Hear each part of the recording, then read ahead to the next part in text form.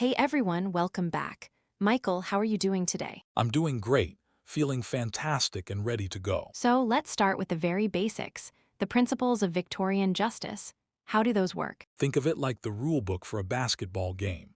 We've got fairness, equality, and access. Okay, fairness first. What's that like on the court? Fairness means every player gets to participate, and the referees, they have to be totally impartial.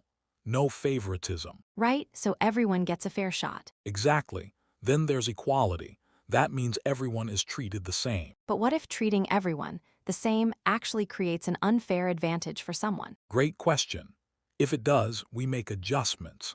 Like, if you have a really tall player against a shorter one, you might level the playing field so it's still a fair contest. So it's not just identical treatment, but actually leveling things out. Yes, to ensure genuine fairness. And finally, access. This means every player understands the playbook. And can get to the court. Exactly. They can get to the court and even talk to their coach. They need to understand what's happening. So it's about transparency and being able to actually participate fully. You got it. Those are the core rules. So if those are the rules of the game, who enforces them on the court? That would be the police. Think of them as the referees in a basketball game. The refs, okay, that makes total sense. Keeping order. Exactly. They have specific powers to do that. Like what? First, they can interview witnesses. So if a fan saw a foul, the ref might go talk to them. To get their side of the story. Yep, and then they question suspects, which is like asking the players involved what actually happened. Did you push him? Right, they also examine crime scenes, so checking the court for any evidence. Like a scuff mark or something. Could be, and if it's a serious offense, they can arrest accused persons. Like ejecting a player from the game. Precisely. For a flagrant foul, they're out. So they're making sure everyone plays by the rules. So we've talked about the refs, the police, and now it's about player protections, right? Exactly. Individual rights are like the rules designed to protect the players. Like what? Well, first, the right to silence. If a ref asks about a player doesn't have to say anything. Wait, really? They can just stay quiet. Yup, they're told that up front. You don't have to say or do anything. That's huge. And what about getting in touch with family or a lawyer, an agent even? Yes, they can call their family or lawyer, unless it helps an accomplice escape, like tipping off another player about a secret play. So no texting during a timeout if it's for something shady. Pretty much, the rules are clear there. And interpreters. Oh, essential. If a player doesn't speak the team's language, they get an interpreter so they understand the coach's instructions. So everyone understands the game plan, no matter what. Precisely. It's all about ensuring a fair game for every player. So how do all these courts fit together? Is there like a big boss court? Totally. Think of it like different basketball leagues. Okay, I'm listening. The magistrate's court, that's your local recreational league. Small games, quick decisions. Like minor fouls. Exactly. Then you move up to the county court, which is the minor league. More serious games, bigger stakes. Makes sense. And the big league. That's the Supreme Court trial division, where the biggest games, the most serious offenses are played. So that's like the NBA. Pretty much.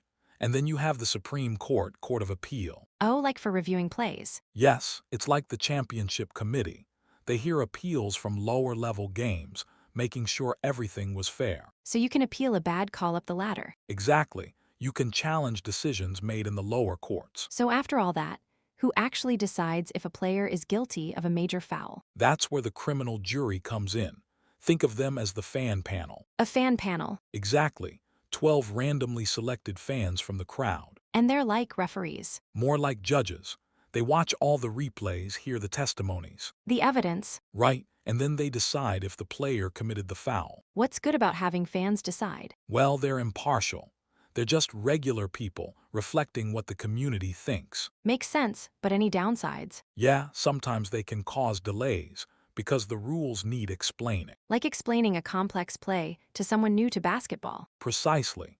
And they don't have to explain why they made their decision. So it's like fans booing without giving a reason. Spot on. No explanation, just a verdict. So after the jury makes their call, what happens next? What are the game penalties, the sanctions? Exactly.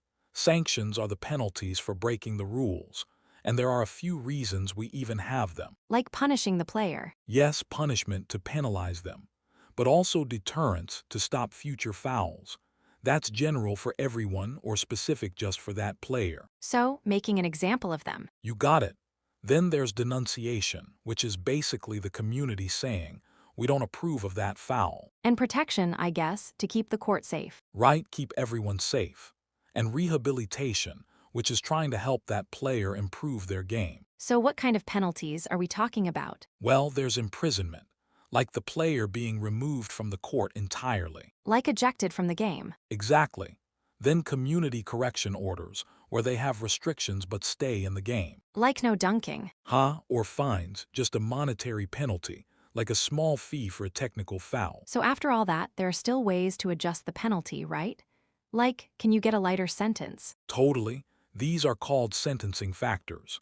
Think of them like penalty adjustments in basketball. Okay, so like, mitigating factors make the penalty less severe. Exactly. If a player admits their foul quickly, that's like an early guilty plea. They might get a lighter tap on the wrist. So, remorse, like showing you're sorry, or if the foul wasn't super bad. Yep, those all lighten the load. It's like if the referee sees you genuinely regret it, or it was just a minor bump. But then there are aggravating factors, which make it worse. Oh yeah, if it's a really brutal foul or a player keeps fouling over and over again, that's like a history of fouls. Or if it's a foul that affects other people, like kids watching. Precisely. If a foul causes greater harm, especially if it targets someone due to prejudice, the penalty gets much harsher. It's about the impact. All right, I think that covers it. Yeah, definitely.